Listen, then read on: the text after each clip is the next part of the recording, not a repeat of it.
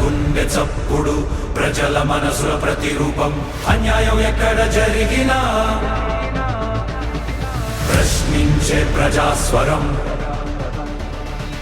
VVD news నిజమే మా బలం వివిడి న్యూస్ ప్రజలే మా దిశ నంద్యాల నుంచి ప్రపంచం దాకా ప్రతి వార్త మీ ముందుకే నిజాల వెలుగు ప్రజల గొంతుగా వివిడి న్యూస్. నంద్యాలలో దస్తావేజు లేఖర్ల సమ్మె జూలై 31 వరకు. రిజిస్ట్రేషన్ శాఖ ప్రైవేటీకరణకు వ్యతిరేకంగా నంద్యాల జిల్లా దస్తావేజు లేఖర్ల సంక్షేమ సంఘం చేపట్టిన పెండౌన్ సమ్మె 8వ రోజుకు చేరుకుంది. ఈ రోజు జరిగిన 11 ఎస్ఆర్ఓల దస్తావేజు లేఖర్ల సమావేశంలో సభ్యుల అభిప్రాయాల మేరకు సమ్మెను జూలై 31, 2026 వరకు కొనసాగించాలని ఏకగ్రీవంగా నిర్ణయించారు. జీవో నెంబర్ 396ను వెంటనే రద్దు చేయాలని, ప్రైవేటీకరణ వల్ల ప్రజల ఆస్తుల భద్రతతో పాటు దస్తావేజు లేఖర్ల జీవనోపాధి ప్రమాదంలో పడుతోందని నాయకులు ఆందోళన వ్యక్తం చేశారు. ప్రభుత్వం తమ సమస్యలను పరిష్కరించాలని, ప్రజలు సమ్మెకు సహకరించాలని సంఘం విజ్ఞప్తి చేసింది.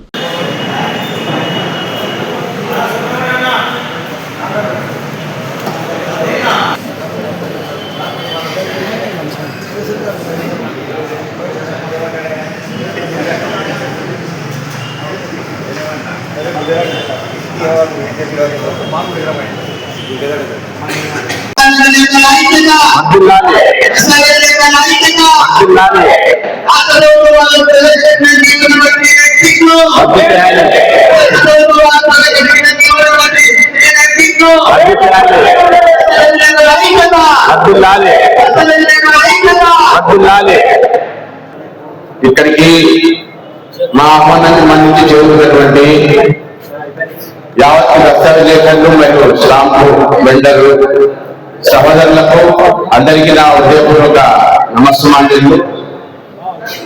మనము మన వృత్తిని కాపాడుకోవడానికి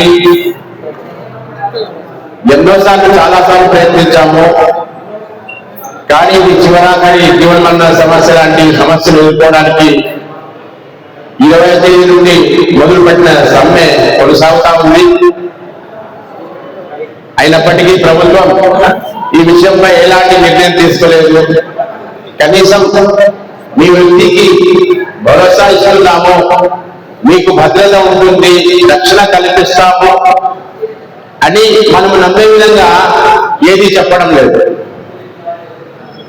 మీరు ఉంటారు, మీరు రాస్తారు అన్నట్టుగానే ఉంది. కానీ తిరగాల్సిన సమాధానాలతో మళ్ళీ వాళ్ళు ఇచ్చిన ప్రకటనలు మీడియా ద్వారా పంపించే విషయాలు ఎలా ఉన్నాయంటే మేము ఉండము అనే అనుమానం మాలో వాళ్ళందరిలో పెళ్ళిపుక్కుతుంది. కానీ ఈ విషయం గురించి మనం అనుకున్న మేరకు 20 తేదీ 31 తేదీ వరకు మనము సమ్మెను చేస్తే ప్రభుత్వం దిగి వస్తుంది, మన అందరి వృత్తికి పూర్తి భద్రత ఉంటుందని చెప్పేసి రాష్ట్ర సంఘం పిలుపు మేరకు మనమంతా నిర్ణయించుకున్నప్పటికీ ప్రస్తుతం అయితే ఇది రాష్ట్ర పిలుపు మేరకు చేస్తున్నట్టు కాకుండా ఎవరికి వారు వ్యక్తిగతంగా జిల్లా వ్యాప్తంగా సభ్యులను వారి అభిప్రాయం మేరకు జరుగుతున్నట్టుగా ఉంది. ఎందుకంటే దీనికి ప్రతి ఒక్కరూ హృదయపూర్వకంగా సంపాదిస్తా ఉన్నారు. కాబట్టి మనం అనుకున్న మేరకు 31 తేదీ వరకు ఈ సమ్మెను కొనసాగించకుంటే మనలో ఐక్యత లోపించే అవకాశం ఉంది. ప్రభుత్వంతో మనం చెప్పినటువంటి ఈ సమ్మెను మనకు మనమే విరమించుకుంటే మనము ప్రభుత్వం వారి ముందు చిన్న చూపు పోయే అవకాశం ఉంది.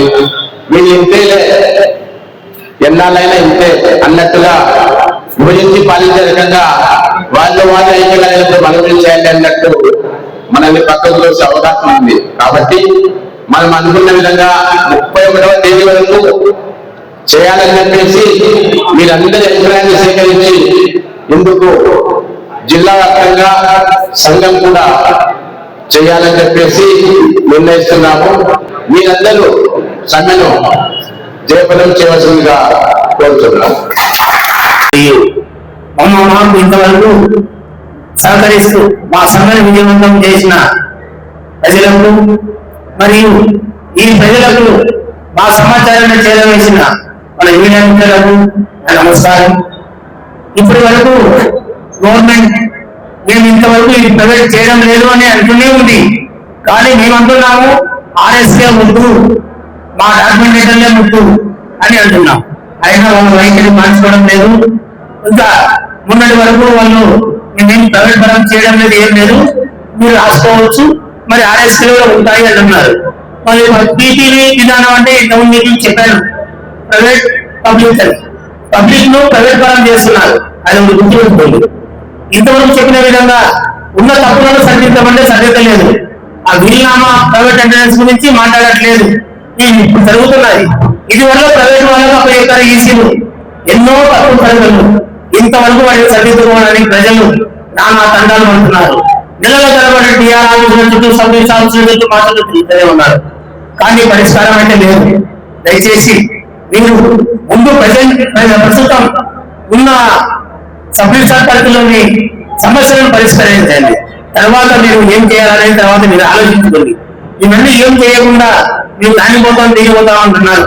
150 నుంచి ఒకటే బిల్డింగ్ లో సబ్ ఆఫీసులు ఉన్నాయి. ఇంతవరకు మాట్లాడలేదు మీరు. దాంట్లో సదుపాయాలు కూడా పెట్టట్లేదు మీరు.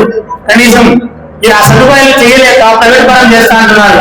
ఎందుకంటే మా దగ్గర డబ్బు లేదు, మేము ప్రైవేట్ పరం చేస్తాం. కానీ దశల విలేకరులు మాత్రం ప్రైవేట్ పరం కాదు, మీరు రాసుకోవచ్చు అంటే నిదానంగా మమ్మల్ని తీసేస్తారు.